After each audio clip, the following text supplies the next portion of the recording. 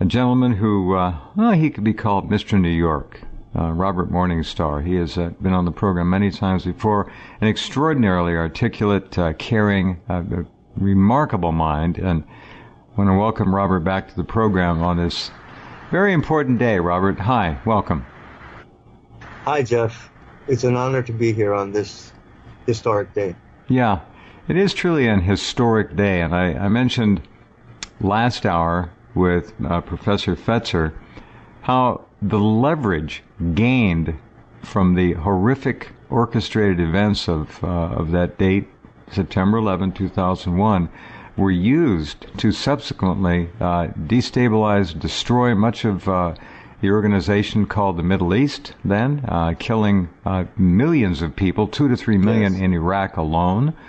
We've been in Afghanistan now for 16, 17 years. God only knows how many people have been killed there. We don't know.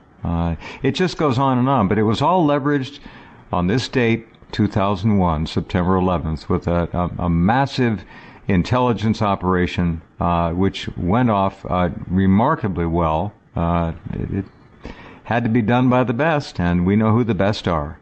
So I guess go ahead. What's that, Robert? I was listening to you. I said I was listening to you and Jim Fetzer, and that I agree with the conclusions that all of us have arrived after these amazing 16 years.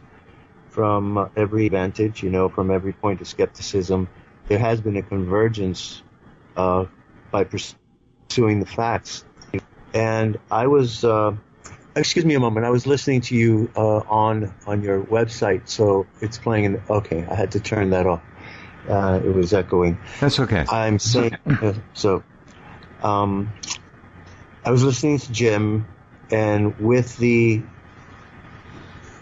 discovery of the facts, we're all converging on the same conclusion. And I would like to point out, as you did in the hour with Jim, that or Jim did as well, that the 28 pages that were held in secret for all those years finally emerged and came to public view as a result of Donald Trump making the comment during the primaries. He called it out, and it came out. And we're in the midst of a war that's an intelligence war within the government between the deep state and the new state, because that is what we're all trying to bring about. Right. Nicely said. I sent you a link to a 2-minute video with a statement by General Wesley Clark. And I'd like to play that so that we can lay out the real scenario, the politics of what happened on 9/11. You used the term leverage, and leverage needs a fulcrum. For you to have a lever and apply the force, you need a fulcrum. Yep. But it means that you have two forces on the end of a seesaw, for example. That's the simplest lever that people can conceive, a seesaw. So, but you have two weights on either side to counter each other, but you need the fulcrum to change and apply the leverage. I believe that this tape will reveal to the American people that it was many years before that this point of leverage, this fulcrum, was chosen, and it's revealed by the statements of General Wesley Clark regarding what he discovered when he was in the Pentagon. To his surprise, we were at peace, we were going, gangbusters economically, and he found out something. So if we could play that. Yeah, sure, I got it. That's all ready. Talk geopolitics of it. I played this video, I'll bet a couple dozen times over the years, and I never cease to be amazed by it. Everyone needs to hear this. Right, and you should read the book. You should read his book. And also, I'll make a comment later about a remarkable movie that he had something to do with leaking some very important information. Oh, all right, very good. All right, here's General Wesley Clark. This would have been 2007, 6 years after 9/11. And he's being interviewed by Democracy Now! So here we go. I went through the Pentagon and I saw Secretary Rumsfeld and Deputy Secretary Wolfowitz. I went downstairs just to say hello to some of the people on the Joint Staff who used to work for me. And one of the generals called me in. He said, "Sir, you got come in, you got to come in and talk to me a second. I said, well, you're too busy. He said, no. He says, we've made the decision, we're going to war with Iraq. This was on or about the 20th of September. I said, we're going to war with Iraq. Why? He said, I don't know. He said, I guess they don't know what else to do. So I said, well, did they find some information connecting Saddam to Al-Qaeda? He said, no. He says, there's nothing new that way. They just made the decision to go to war with Iraq. He said, I guess it's like we don't know what to do about terrorists, but we've got a good military and we can take down governments. And he said, I guess if the only tool you have is a hammer, every problem has to look like a nail. So I came back to see him a few weeks later, and by that time we were bombing in Afghanistan. I said, are we still going to war with Iraq? And he said, oh, it's worse than that. He said, he reached over on his desk, he picked up a piece of paper, he said, I just got this down from upstairs, meaning the Secretary of Defense's office today, and he said, this is a memo that describes how we're going to take out 7 countries in 5 years, starting with Iraq and then Syria, Lebanon, Libya, Somalia, Sudan, and finishing off Iran. Got it. The truth is about the Middle East is, had there been no oil there, it would be like Africa. Nobody is threatening to intervene in Africa. The problem is the opposite. We keep asking for people to intervene and stop it. And there's no question that the presence of petroleum throughout the region has sparked great power involvement. Whether that was the specific motivation for the coup or not, I can't tell you, but there's always been this attitude that somehow we could intervene and use force in the region. There you go. And a remarkable statement. Just a remarkable statement from a man who is at the top. Indeed. So every plan has an objective, and the objective was to start these wars. And so we have to ask ourselves, cui bono, to whose benefit were these wars waged? Whose advantage? Certainly not ours. Look at what we've lost. We've lost resources. We've lost lives. We've lost prestige in the world. We've lost trust. We've lost the admiration of the world. So who gained? The answer is that the strategy to destroy Iraq, Syria, overrun Jordan, which is basically under control of the Rothschild cabal. Right. And to expand the land area accessible for Israeli expansion. Greater Israel. The Greater Israel plan is what's underlying the plot, which is what it is. Don't ever forget that, ladies and gentlemen. That term, Greater Israel, is the key that unlocks the ugly, dark Pandora's box of death, destruction, and grotesque profits to the military-industrial complex. So what are we looking at here? I really want to focus on the geopolitics and the real politics. And what the strategy we're seeing has a purpose behind it. And the answer is that the Israeli government is pursuing the same Lebensraum policy that motivated Adolf Hitler, in his view that the Aryan people had to expand, and in their expansion they needed land, living room, Lebensraum. So I see this as an exact blueprint for this similar plan. However, the dynamics of the Middle East are very different than the dynamics of Europe in the 1940s. So a different strategy. By that I mean that Hitler's aggression of necessity was overt. He didn't give a damn who knew, you know. He had to light the match with a false flag attack, as you know. Mm-hmm. He had to justify the blitzkrieg. But he didn't care that the whole world knew that it was Hitler, and Germany that were conducting the blitzkrieg. It was just their right. Why? Because they pulled off a false flag attack called the Naujoks incident. Naujoks was a very high-ranking Gestapo officer, and they got him to arrange a false flag attack in which they enlisted a whole group of Gestapo and Waffen-SS officers. They took a bunch of Polish prisoners in Polish uniforms. They executed them. They put on Polish uniforms, and they went and attacked a German radio station that was just like it's a mile or few inside the German-Polish border. And then they attacked the station. They killed a few people. They left the Poles' bodies lying around. They left. And then Naujoks survived and was elevated, but all of the Waffen-SS and Gestapo officers that were involved in the plot were executed. See, to eliminate witnesses, they left Naujoks, who was an assistant to Reinhard Gehlen. So they were the two top line Nazis in the intelligence and black operations.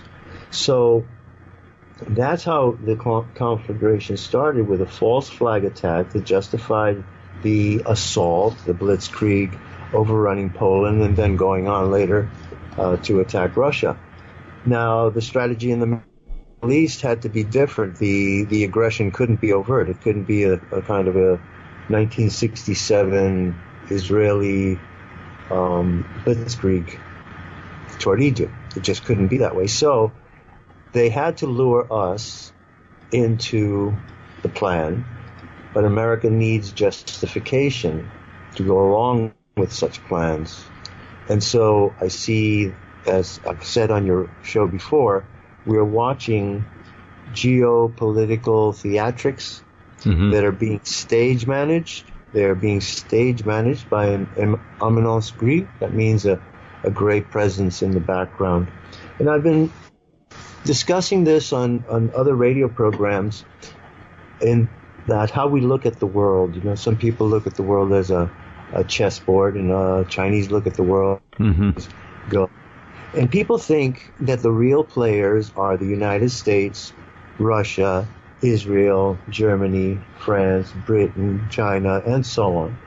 And they think they're the players. But I discern that they are only the chess pieces. America is a chess piece of some higher force or intelligence, and so are the others. And we are being played against each other in order to create. My friend Eric Galati introduced me to a term called the strategy of tension. That the strategy of tension was pursued by NATO and Operation Gladio in Europe to always keep society in a strain, a fear, a moment of anticipation, angst, constant angst. Exactly, but so that ability, that need to manipulate the general public on a psychological, emotional, and a visceral level needed a huge stimulus. And so the 9/11 attacks served that purpose. One of the things that is really interesting to me is how people will adopt one theory and adhere to that theory to the exclusion of all others, and think that it can only be this way. It can only be. No, there was, 19 hijackers, and most of them Saudi Arabian. They attacked it, and they crashed the planes, and that's without a doubt. And that brought down the buildings. Well, those people believe Lee Harvey Oswald killed Kennedy. That's the same thing. But then there's the others, just like Jim. He has his theory about thermite, which I adhere to. I've seen now the thermite cutting through the building. I'll talk about the video a little later. That really convinced me. After seeing it, I couldn't doubt it anymore. But this strategy of tension requires it's really trauma-based mind control. We all know about that now. We know the CIA exercised that, they and the Russians, and they used it on individuals successfully to condition them and train them, indoctrinate them. But when you're dealing with mass society, you need a mass trauma, you see? And absolutely. Sure. That mass trauma, the first mass trauma America suffered was the John F. Kennedy assassination. That put us into a state that Yuri Bezmenov, speaking with G. Edward Griffin, exposed as the first stage of communist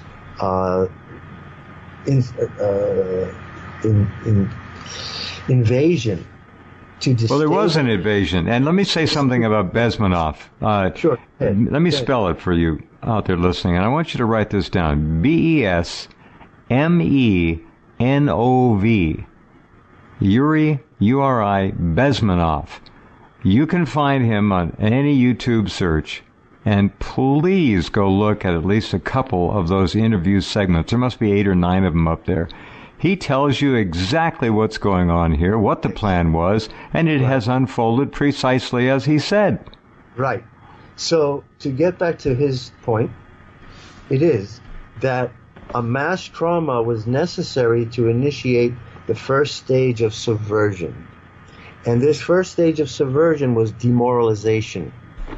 Demoralization of the nation. That is the word that was used by the communists to define what the purpose of the first stage of invasion was. In this case, a mass trauma that demoralized the nation. The next stage was 15 years of destabilization. And during the 15 years of destabilization was the taking over of the educational system, the re-indoctrination of the young from very early stages in their development to arrive in young adulthood already imbued with the prerequisites to have the mindset to pursue the communitarian ideology. And then the third stage is normalization. But what they call normalization comes after destabilization, which is civil unrest, civil war, chaos, anarchy. Yeah. And when that has been achieved, then they come in with the solution. Normalization was adhering to the Communist Manifesto. And that is what we're seeing now. But here's an interesting thing. We are resilient human beings. The JFK assassination was an immense trauma for all of us. But we survive, we recover, we become used to the situation. And so the Vietnam War was the next stage of the strategy of tension, divided the nation. We were caught up in the politics of 1968. The nation needed another trauma. Bang! What happens? Martin Luther King is assassinated. And then the black and the white dichotomy, the black-white strife is inflamed once again. Then comes the peacemaker, Robert Kennedy, speaking on the night that Martin Luther King was assassinated. Mm-hmm. His short speech is actually what held the nation together. And then in June, bam, Robert Kennedy. So the traumas have to be reapplied, right? We recovered from the KKK assassinations. We went through the 70s. We got bummed out in the middle of the 70s. Things went sour. The Carter administration. We got up again, and we need another. So we were feeling too good, in the 90s. They were going too great. And so we needed another trauma. Mass trauma for mass mind control. And so in the train of that, we fell into it. We all fell into it. We unified, we believed the stories, we invaded Afghanistan. I was invited down to Washington for a dinner in October of 2002, and I had a meeting there where I was invited to hear Porter Goss speak. Yeah. And he came in and he said to everybody, "Yep, we're going to war. We're going to war with Iraq. Next year, March. 6 months." And he just told it just as a matter of factly, as I just did. It was apparently no big secret. And so that's how I found out what was coming. So this is all part of this thing to carve up the Middle East. But the one, pardon the expression, fly in the ointment turned out to be Syria. They thought that Syria was unstable and that it could be undermined. And Bashar Assad has shown, with the support of the Russians, that he has been able to hold his own despite the creation of ISIS by the Israelis, the United States, Jordan, Saudi Arabia. All of them have contributed, cooperated. Turkey was in there making profits, selling the oil that ISIS was extracting from the lands that ISIS had conquered. The son of the Turkish president, greasy, Bilal Erdogan, was the middleman in the oil sales. So the oil, and get this, the oil was taken by ISIS. The oil was taken by pickup trucks and container trucks. Oh, they had oil tanker trucks. Those tankers would be 4 abreast going down roadways sometimes. And he was buying them. He was buying for peanuts and then jacking up the price and selling them back to Israel. So he was just funneling the oil. From they could have taken a direct route. Hold on a second, Robert. That was an amazing statement about your dinner, hearing Portegas, former CIA director, talk, and just let the cat out of the bag. That's quite amazing. He did it. All right, hold on a second. We'll be right back with Robert Morningstar as we continue. Okay, on this 9/11, we're talking to Robert Morningstar in New York. Go ahead, Robert. Well, let's see. Where were we? Well, what we're doing is taking a very good and informative look at the international geopolitics of the 9/11 event itself, the fulcrum. Oh, yes. And the strategy of tension. Yes, let me go back to that. And the need for the fulcrum. So 9/11 was the fulcrum. And I was talking about pet theories and how people attach themselves to one idea of how it happened. And I say to all of us, there is no reason why both these things or all three of these things can't be true at the same time. And what I see, if we look at 9/11 as a false flag attack, what better ploy than to lure your enemy into a trap that makes it look like he did the deed, but you really helped him out. You see? And so all of what I see happened is that they knew that that Al-Qaeda wanted to do this thing since 1993. You'll recall the other attack in the basement. And that was a failure because the towers stood. So they knew that America and New York had to see the towers fall. They knew that they wanted to make them fall. So knowing that this attack was in the works, using the airliners to set them afire and whatever they planned initially, they decided, the powers that be, decided to make sure that their plan didn't fail because they wanted the plan to work in order to initiate the 7-year plan. And so that was it. And so it was facilitated. We all know the research of my friend Jim Fetzer. It was a pleasure to hear him on your show an hour before coming on. The machinations, the sales of the buildings, the insurance scam that was pulled. Silverstein made billions on it. Well, by the way, I call my show, if I may plug my own show. Go ahead. On Sundays I have a 2-hour programs from 3 to 5 Eastern. And the first program, 1 hour, let's call it half hour each. The first half hour is called The Sounds of New York City News, and you just had a sample of it. And the second part is called the Morningstar Report, as Rapport, as in rapport. As we do. Sure. Then for the second hour, I came up with a novel idea, an antidote to cognitive dissonance, to which we're blitzed every day. Every day.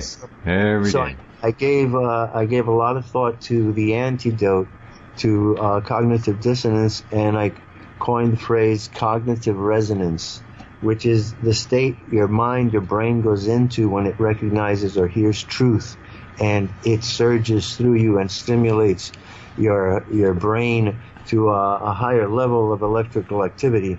It is a fact, and this is one reason why I'm so adamantly against the imposition of cognitive dissonance on the public, is that it has been shown neurologically with scientific measurements of brain voltage that when the brain recognizes truth, it goes into a higher electrical state. There's a surge in electricity. Even if it isn't truth, if the brain recognizes it as truth, it's the same thing. As reality. And the brain is presented with contradiction, and which is actually the basis of cognitive dissonance. Sure. The brain is depressed. It goes into a lower voltage state, and certain things happen to the brain as far as endocrine. This is mass physiological mind control and body control is what's going on. It's a whole a biochemical, neurological reaction to falsehood. And so it is, falsehood is like a poison. Anyway, recognizing truth and looking for it and finding it the right way results in these epiphanies that I labeled cognitive resonance. So I like that. It's a very good term. Very constructive, very good term. Yeah. Thank you. And so that's on Sundays from 3 to 5 on Revolution Radio, Studio A. And I welcome you to tune in. And so now on, that's the plug. Because this is an ongoing conversation. Somebody pointed out on Richard Hoagland's show the other day that people ought to listen to 2 or 3 shows and compare them, because they overlap, they overlay a lot of information, and they're kind of integrated as in our conversations about this topic. So to get back to it, the strategy of tension worked, and the wars were initiated. The wars were won, and then they were thrown away and squandered by the Obama administration. And they embarked on a different strategy, a strategy of deception of the American public. Every aspect of the Obama administration was based on the public deception. Gruber's famous statement, Obamacare would never have passed it except for the stupidity of the American people. The lie was at the basis of every propaganda program that they engaged in. Well, he was the president, Robert, correct me if I'm wrong, but I think you'll agree. He was the president, if you can call him that, who took external wars and turned them 180, and the war then began to be fought against the American people. Absolutely. Absolutely right. I agree completely. And I have never seen a society it's turned on its head from the highest level of amicability, civility, in terms of civil rights and black-white relationship. Right. It had arrived that America had proven itself. See, I look at the 2008 election quite frankly as a vanity vote. America, in its vanity, wanted to prove to the world that it was not prejudiced, was not biased against an African American candidate, wanted to show the world something, and we fell. They fell.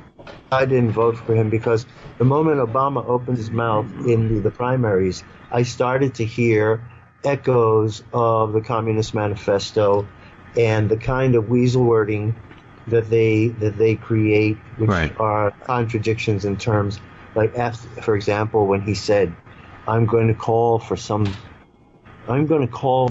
mandatory volunteerism.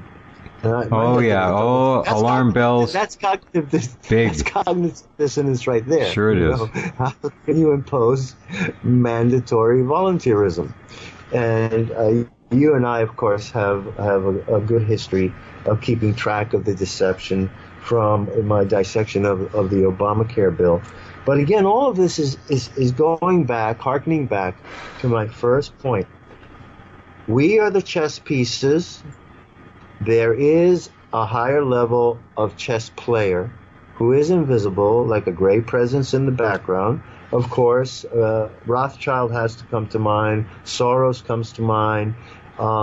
Others, but above and beyond, it is something that is anti-human because it does not have our interests at heart. And its intention is to reduce the size of the human population and to enslave the rest. And I believe that enemy is something called artificial intelligence. Decision-making has been turned over to machine thinking. Oh, and we're just at the threshold. We're just walking into the room.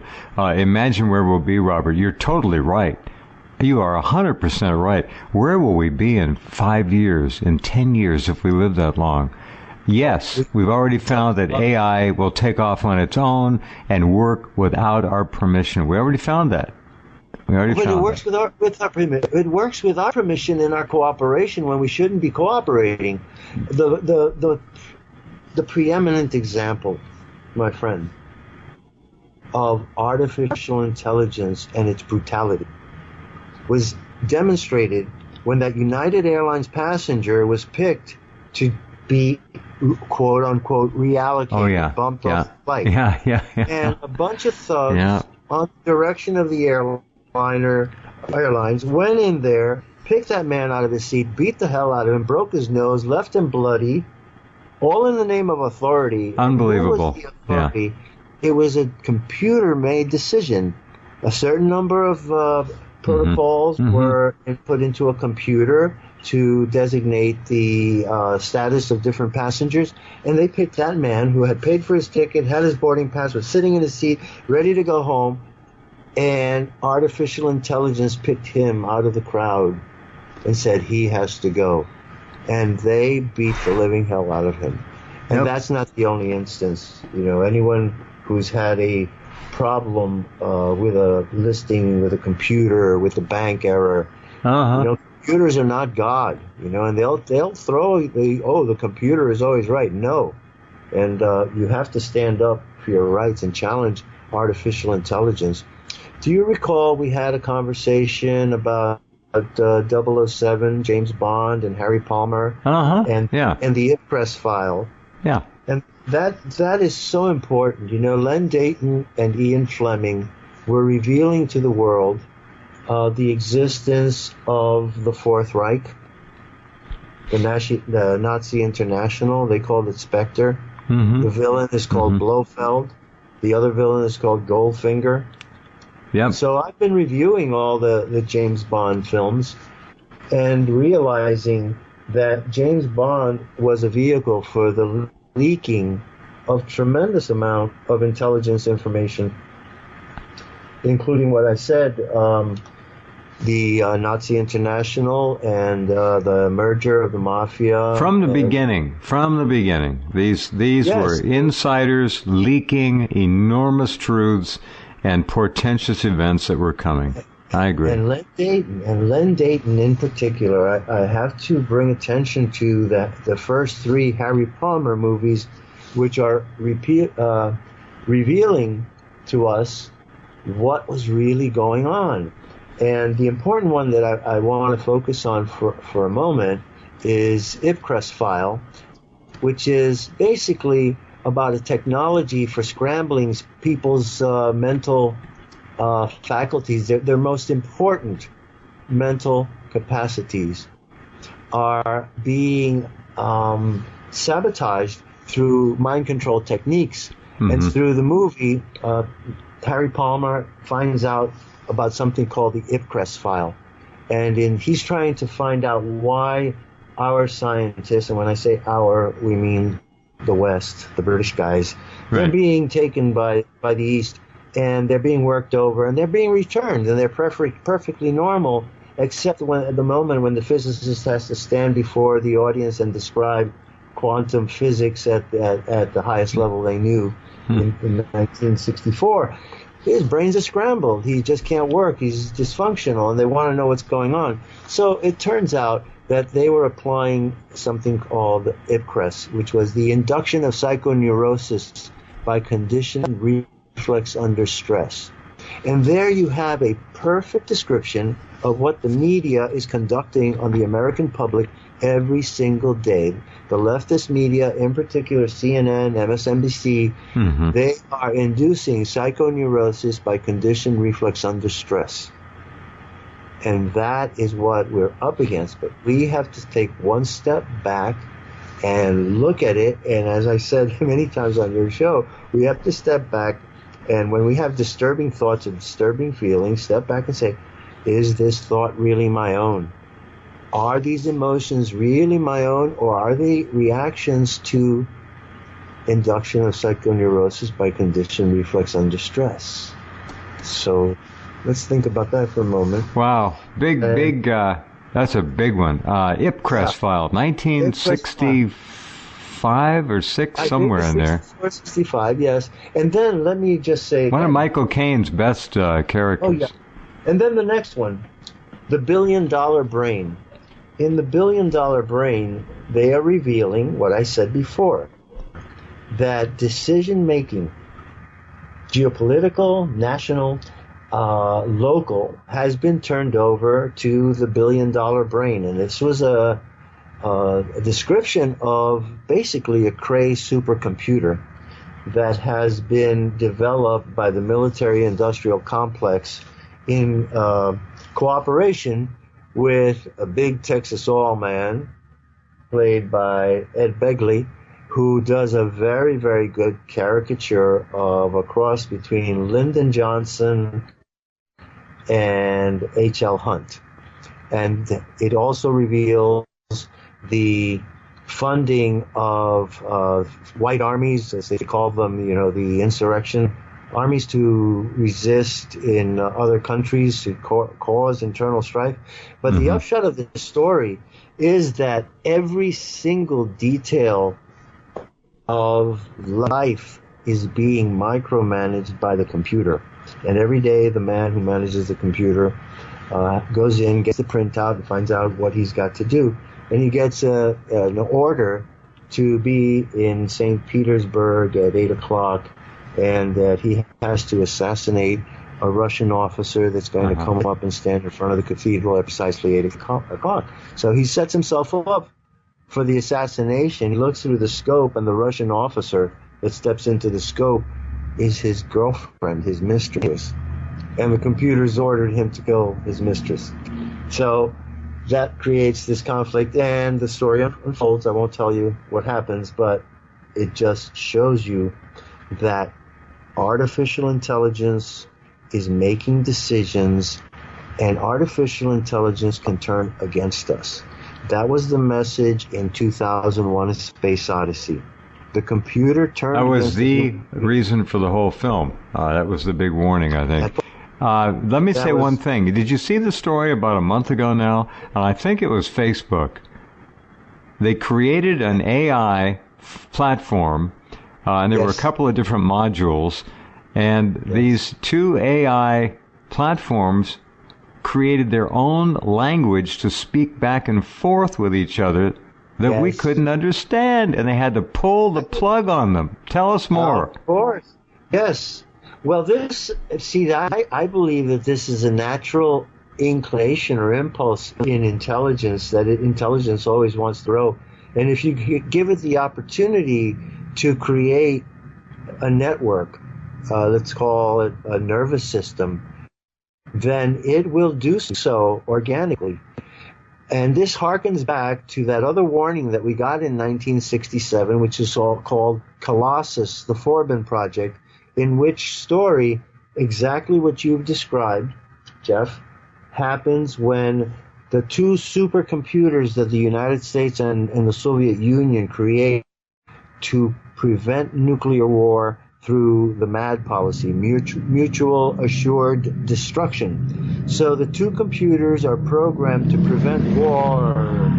That's news from New York City. War between the two nations. And the two computers logically figure out that if they've both been programmed to do the same thing, the next logical conclusion would be for them to merge their efforts and take over the whole situation, and they come to dominate. They do connect through international phone lines. The Colossus merges with Guardian, the Soviet one, and then they start to blackmail all governments, especially the U.S. government and the Soviet Union, into laying down their arms, making peace, changing the economy, changing the society. And some of the things they do is that the computers figure out that the greatest threat to human life are nuclear weapons, and that there's a nuclear weapon priesthood, the physicists who design them, the engineers. What a good term that is. What an appropriate term.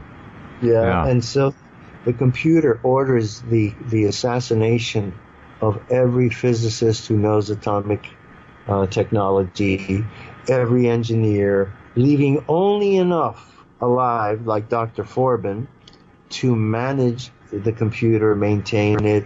If something goes wrong, the computer will tell Dr. Forbin, I have a headache this morning. Can you check my memory banks? I think once. Yeah. You know, that kind of thing. Now the computers are able to actually regenerate themselves. What's the name of that film again? Colossus, the Forbin Project. Okay. And it was a warning. I will say this: in the act of blackmailing Washington and Moscow to cooperate, it threatens to launch nuclear missiles, one at the Soviet Union and one at the United States. And they call the bluff, and the missiles are launched. And I believe it was Dallas, Texas, or Houston that was destroyed. And in the Soviet Union, it wasn't Moscow, but one of the other cities. And that rattled the rocks off, you know. So the U.S. government and the Russian government surrendered to artificial intelligence, and it began to take over every person's life. Now, I remember this title, the Forbin Project part of it, but yes, that's going back. What year was that? 1967, a made-for-television movie. Same little period of genre films. Here's, just for fun, I found the $1 Billion Brain trailer. I want to play just a little bit of this because it's kind of a kick, little time travel here. So here's Michael Caine is the star, Harry Palmer. It's a Harry Palmer film. Len Dayton wrote the script stories. You saw him impressed in London, almost buried in Berlin. Where you going now? Helsinki. Now, Harry goes to Helsinki. Temperature, ice cold. Prospects, red hot. Mission, destroy the brain before the brain destroys the world. Okay, you get the idea. Wow, that was great. $1 Billion Brain. Yeah. Well, it's true. What we're facing with AI, and I don't care for Elon Musk, but I think his warnings are credible, appropriate, and should be paid attention to. Sure. Absolutely. I know we have very little bit of time. Just a minute left. That's it. Yeah, I would just like to say I'm offering up a prayer of thanks that the Hurricane Irma dissipated and that Florida was spared. My heart goes out to the people of Cuba and the Antilles for the suffering they've gone through, and I am grateful that my friends in Florida, David, Veronica, Scott Teeters, our friend within. Oh, I got to call Scott. I keep trying to keep getting overwhelmed. I'll call you, Scott, if you're listening. I got to talk to you. Okay. Well, God bless you all. You're all heroes in my book, and we're all going to get through this together as New York did get over. So, always great thank you. talking to you. I really appreciate your whole approach to life, and it's wonderful to listen to. Thanks, Robert. Same here. Good Okay. night. Robert Morningstar in New York City. And we'll be right back. We'll be right back. We'll be right back. We'll be right back. We'll be right back. We'll be right back. We'll be right back. We'll be right back. We'll be right back. We'll be right back.